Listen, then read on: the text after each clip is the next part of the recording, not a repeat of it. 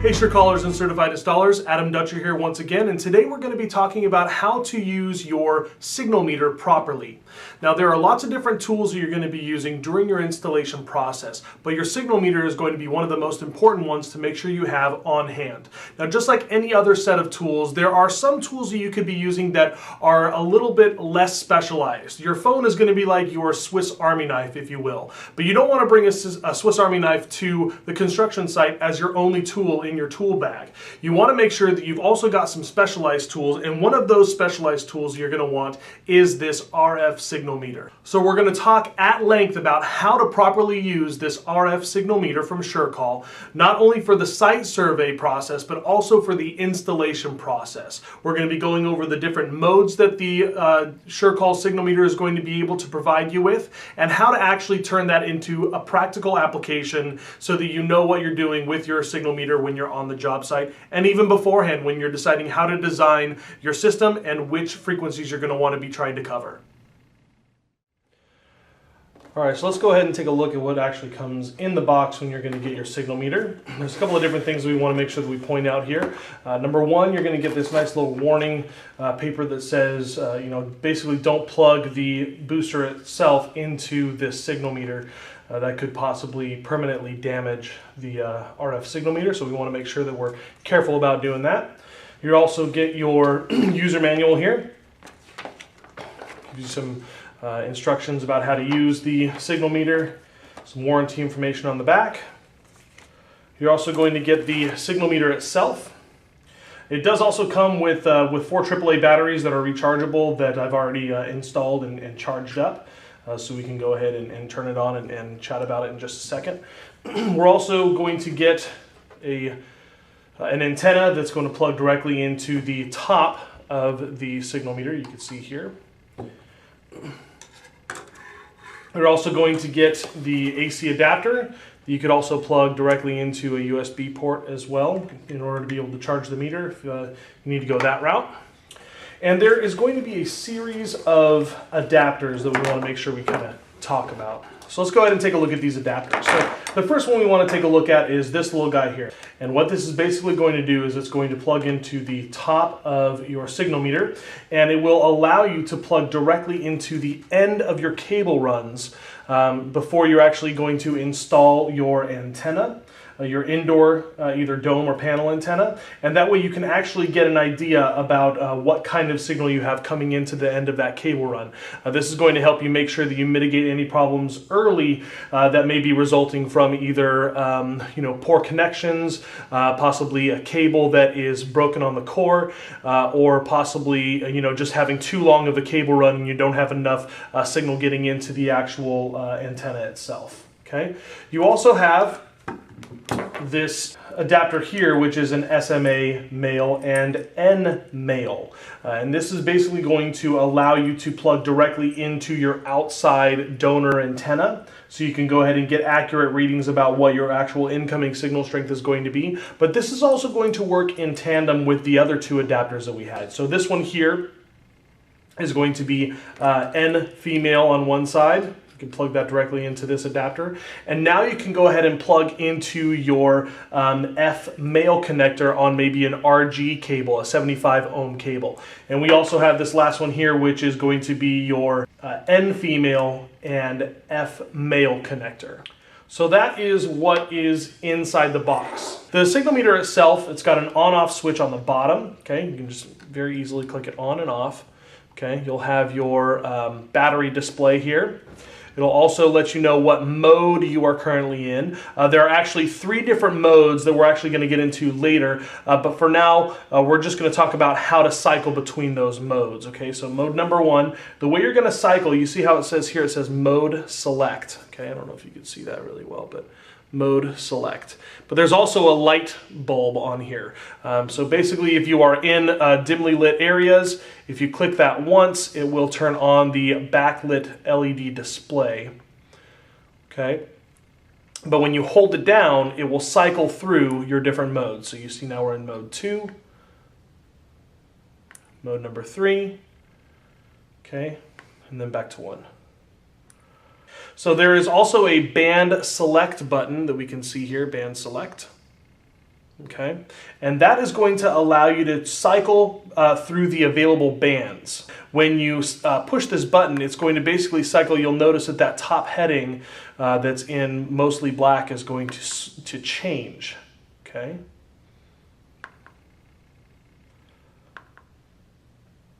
So this particular meter is going to allow you to cycle through LTE for AT&T.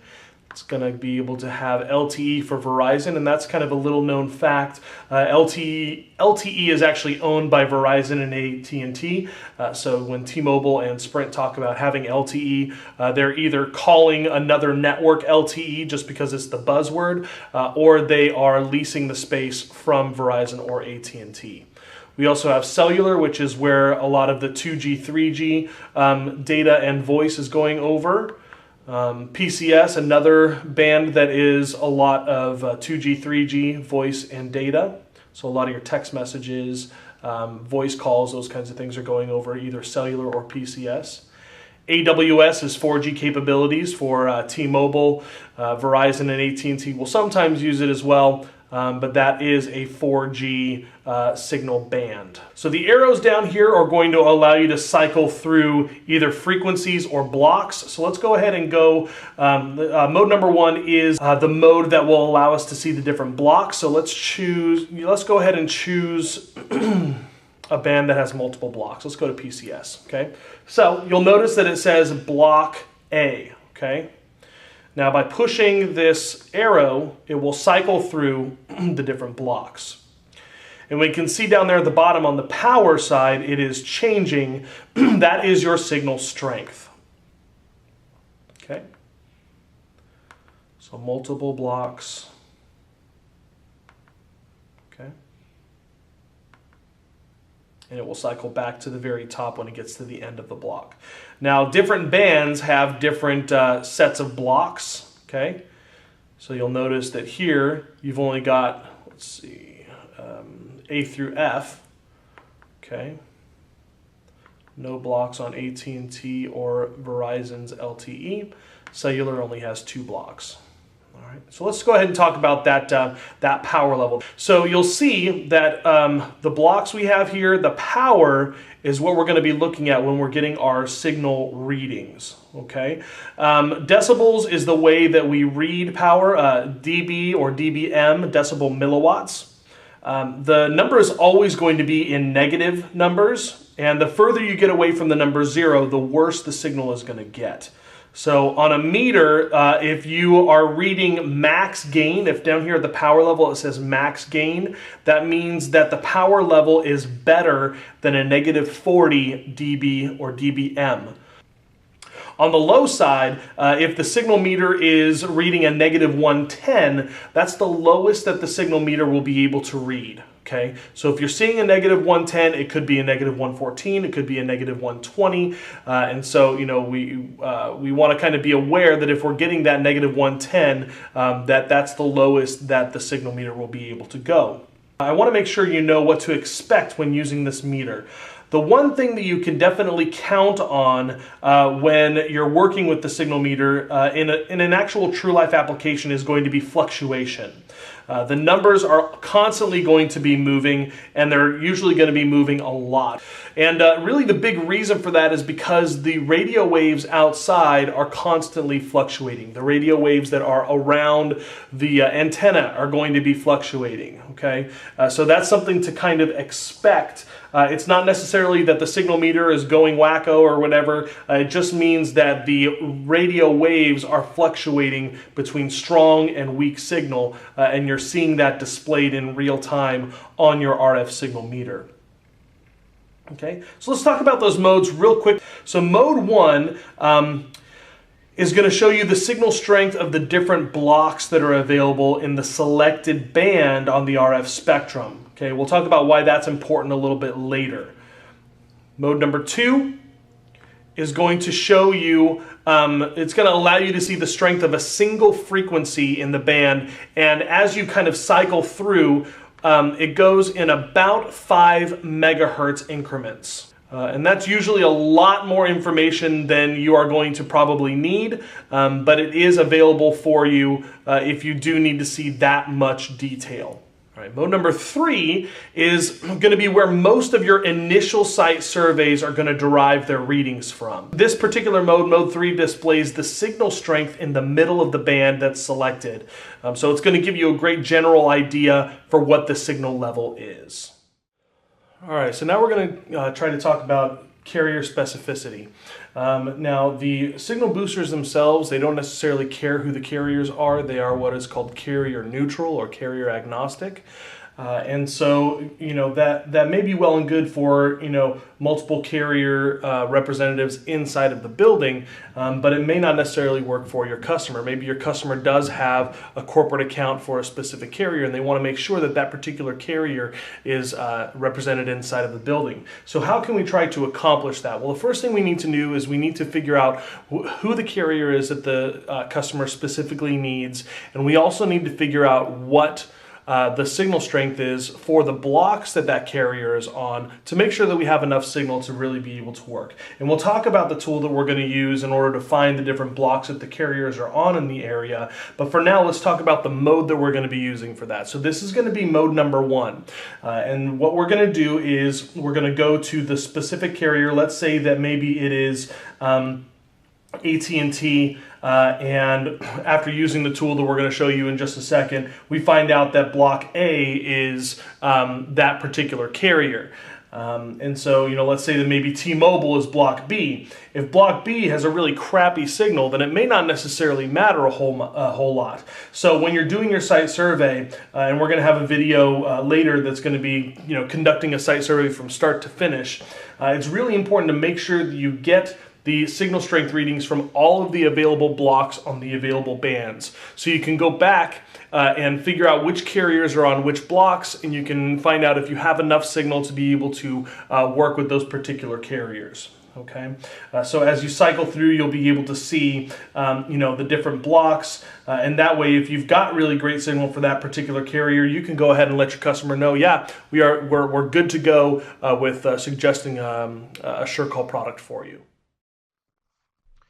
All right, so this is what I call the Spec Map Tool. I'll go ahead and put the URL at the bottom of this video here so you can go ahead and check it out yourself. It's a really fun tool to use. It's basically going to show you a picture of the nation, and it will allow you to choose different carriers to figure out which blocks they're using throughout the nation.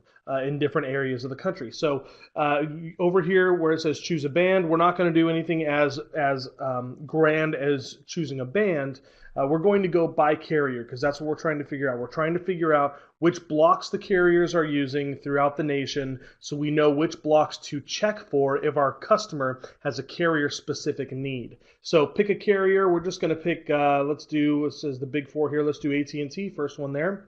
And now we get to go down and we get to choose which block we want to take a look at. Okay, so if we want to look at for cellular A, which is what we were looking at before, okay, it's going to show throughout the nation which counties, which areas are using block A for their voice and 2G, 3G data. Okay, so we can see that all this blue stuff here is going to be block A. Okay, if we choose cellular block B, it'll change it up, right? So there's significantly less block B available throughout the nation for AT&T. If we want to look for AWS, let's take a look. A couple of little pockets every here and there, okay?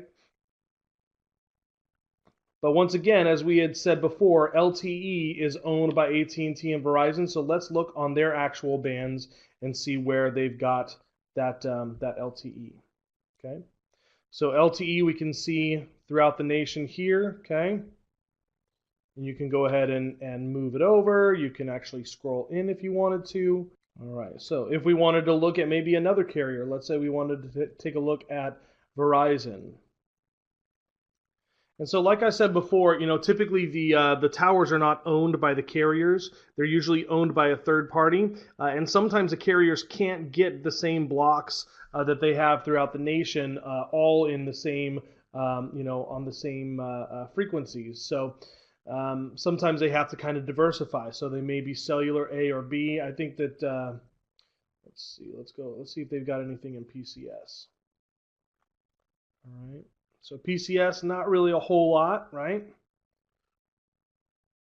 And so these are going to be significant because as you're doing your site survey, as you're recording your signal strength on your signal meter, you really want to make sure that you're getting those accurate readings for all of these blocks so that when you go back and you take a look at this tool, you can figure out, okay, well, I didn't really have a really good signal. I had a negative 102 for, PCS on the F block. But if you're here in the Bay Area in California, there's really no PCS on block F for Verizon anyway, so that doesn't really matter a whole lot. It may matter for some of the people that are, maybe not using that specific carrier, but you always want to make sure that your customer is happy. You want to make sure that you always cover the boss's office. As a rule of thumb. So make sure that your customer gets taken care of with the carrier that they need. And that's why it's such a need to have a signal meter instead of just using your cell phone, because if you limit yourself to a specific carrier, you may be seeing great or poor signal that doesn't really matter to your customer.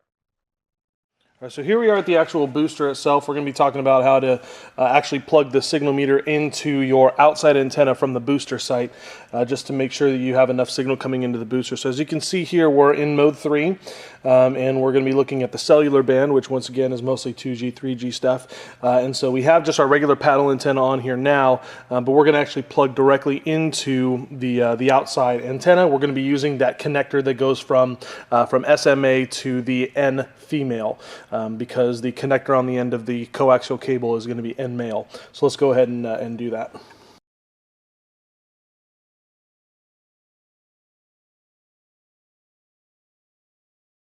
All right.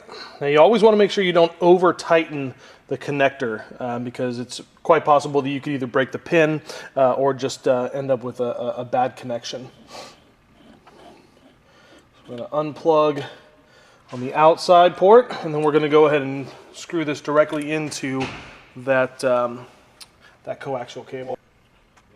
All right, so now we're all plugged in. Okay, and when we're looking at our RF signal meter now, we're seeing about a negative, negative 45.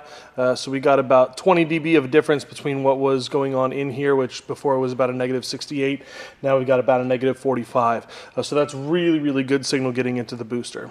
You can also use the same technique at the end of your cable runs before you're putting your indoor antennas in, just to make sure that you're getting either max gain or as close to that negative 40 as possible, because you really want to make sure that you account for the amount of loss that's going to happen coming out of your antennas and going into the air. So if we were using our signal meter and we wanted to actually plug it directly into the outside donor antenna, we're going to be using the connector that goes from the SMA male to the N male connector. Okay, that's because all of the donor antennas have N female connectors on them, and we'll go ahead and show you how that actually works. Okay. All right. And so what we're going to be using today is the brand new signal catcher window mount donor antenna. And so you can see here it does have an N female connector on it. So we're going to go ahead and plug this directly into the signal meter, just kind of showing you the process of how to go ahead and get this plugged in. Okay. All right.